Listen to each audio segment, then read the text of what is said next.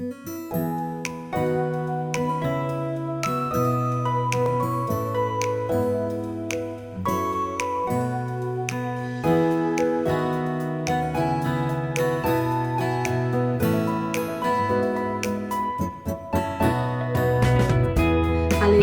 இன்று அதிகாலையில் நாம் பரிசுத்தரின் வார்த்தையை நாம் தியானிக்க இருக்கிறோம்.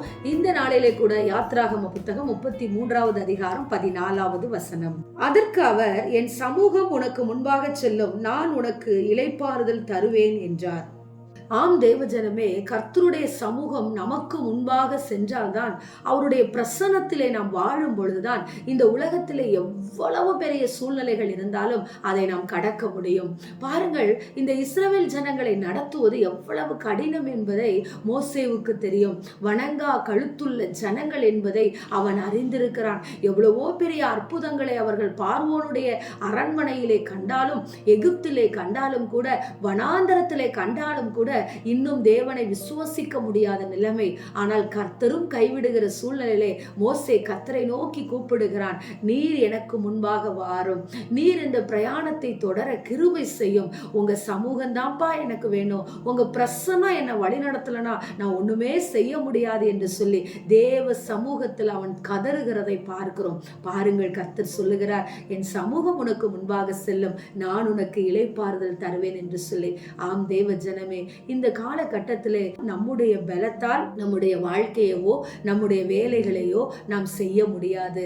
மாறாக தேவனுடைய பிரசன்னம் நம் மத்தியிலே இருந்தால் என்று சொன்னால், நீங்கள் வேலை செய்கிற ஸ்தலத்திலே முரட்டாட்டம் உள்ளவர்கள் எவ்வளவு பேர் இருந்தாலும் அவர்களை ஜெயிக்க கர்த்தர் உங்களுக்கு கிருபை கொடுப்பார். குடும்பத்திலே சமாதானத்தை புரட்டி போடுகிற எத்தனை காரியங்கள் இருந்தாலும் கர்த்தர் அதை எல்லாவற்றையும் மாற்றி போடுவார். இந்த நாளிலே கேளுங்கள், மோசே கேட்டது போல கேளுங்கள், கர்த்தர் உங்களுக்கு இளைப்பாறுதல் தருவார். அவருடைய பிரசன்னம் நம் வாழ்க்கையில இல்லாததினால்தான், அவருடைய மகிமை, அவருடைய வழிநடத்துதல் நம்முடைய வாழ்க்கையில் இல்லாததினால்தான் அநேக நேரத்திலே நம் வாழ்க்கை எப்படி இருக்கிறது? கடனோடு இருக்கிறது, கண்ணீரோடு இருக்கிறது, கசப்போடு இருக்கிறது, தரித்திரத்தோடு இருக்கிறது, இதோ குடியோடு இருக்கிறது, வேசித்தனங்களோடு நம் வாழ்க்கை கழிந்து விடுகிறதா இருக்கிறது. மாறாக தேவன் நம்மை வழிநடத்தும் பொழுது அவருடைய பிரசன்னம் நம்மை, இதோ அந்த பிரசன்னம் நமக்கு எதிராக இருக்கிற எல்லா காரியங்களையும் பனி போல உருகச் செய்கிறதா இருக்கிறது.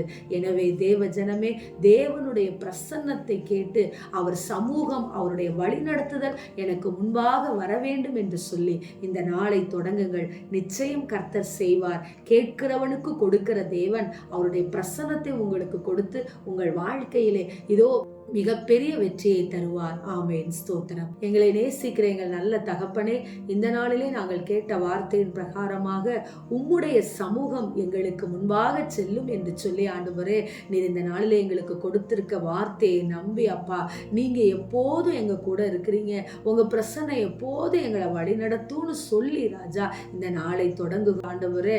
அப்பா, பிசாசின் தந்திரங்களை ஒடுக்கக்கூடிய உங்க பிரசன்னம் ஆண்டவரே, அப்பா, மலைகளை மெழுகு போல உருகச் செய்கிற உங்க பிரசன்னம் ஆண்டவரே, எங்கள் வாழ்க்கையில் இருக்கிற தீமைகளை எல்லாவற்றையும் நன்மையாக மாற்றும் என்று சொல்லி விசுவாசித்து இந்த நாளை தொடங்குகிறோம் அப்பா.